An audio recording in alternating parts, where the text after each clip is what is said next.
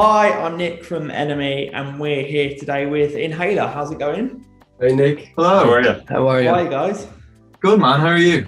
I'm not bad. How's the last year been for you? I mean, it's been tough enough for any musician, but a band like yourselves who's like been gigging, making your name out there, and then it suddenly all grinds to a halt. How was it for you? I think we're the lucky ones, to be honest, because there's a lot of bands who've just released their record before the pandemic happened, and luckily, we hadn't finished ours, and so we got time to work on that. And I think, in a weird sense, the album maybe benefited from the time that we got to, spend on it. So, yeah, I think it's definitely been hard not being able to do gigs, and I think more importantly for us, like, we haven't been mates for a year, and I mean, we went from like playing together non-stop when we were 16 to not seeing each other at all, and that was pretty hard. That was probably the hardest part about it for us.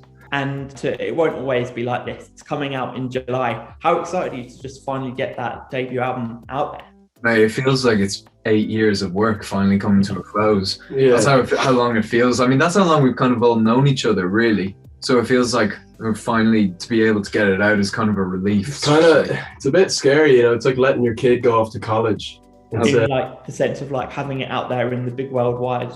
Yeah. In a weird way, I don't want it to come out, but I stay here. You're never coming out. But... No, He might get bullied in school, but we just have to let him see for himself. So. That's the risk you have to take, I think. Yeah. But yeah, we're really excited. It's weird for us as well because there's a few songs on the album that we've had for so long. So it's been interesting to try and get songs that we wrote ages ago and still keep them kind of feeling fresh to us and get them on the album because it's been such a long process. We've gone through so many different, like eras of what kind of music we're into, and like, it started off like we wanted to be the Stone Roses, and then it was like the Strokes, and like, so I think like our music has kind of grown up with us. And this next single, Cheer Up Baby, like I think we wrote that when we were like 17, and we played it at every gig we've ever played. It's a big moment for us, like letting that one out, I think. For sure, yeah. Is that the reason why you chose it as the lead single? What made you be like, right, this is the one that we want to go along and tell everyone that our album is going to finally be out there? For us, it's always just kind of been a bit of a cornerstone song for us. Our fans are always talking about that song. They always want us to release it, and I think it's a bit of a love letter to our fans, really, this next single. And I think that's why we wanted to choose it as the first one to open up the album. That sense of like a love letter, is that like sonically, is that in the sound, is it in the lyrics? Why do you think it is this kind of love letter to your fans? I think it's lyrically as well. Like, I think a lot of young people, especially in these times, are dealing with mental health issues, and a lot of people can get stuck in their own heads. And I think that's what the song is. It's loosely based on a conversation between two people. There's a line, when I think of all the things I didn't do, I can't help but blame it on you, which is kind of like, it's about getting over yourself. And if you ever had a friend who's dealing with that kind of stuff, sometimes it's as easy as just reaching out your hand and talking. And like, I think that's what it means to us, really. Cheer up, baby. You're not on your own. It's just kind of a love letter to all our fans who are probably feeling isolated. Yeah, in this day and age, like the time that we're in right now, I think it's very easy for people to like lose hope or to feel like there's no end to just all the rubble that we're in at the minute. And I think that this song offers our fans and anyone who's going to be, just discovering us now, I think it offers them a sense of reassurance and hope that things also can get better. Yeah, as well. And do you think that then, like, when the like live music comes back as well, it's going to be like this release for people who have been like pent up, like kind of. I can't wait to see it. I think it's going to be wild. It's going to be like the 90s again. The first time was great. Yeah, the Roaring 20s, I think. You remember the Roaring 20s, don't you? I mean, hopefully, look, I mean, they're talking about gigs coming back in August, which would be great.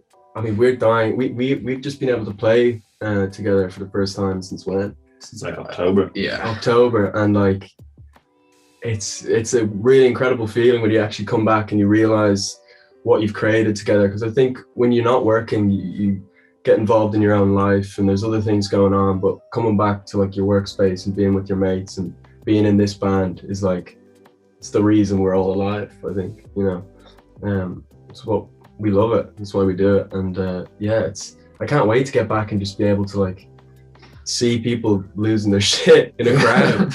I mean, hopefully. Yeah, hopefully through our music.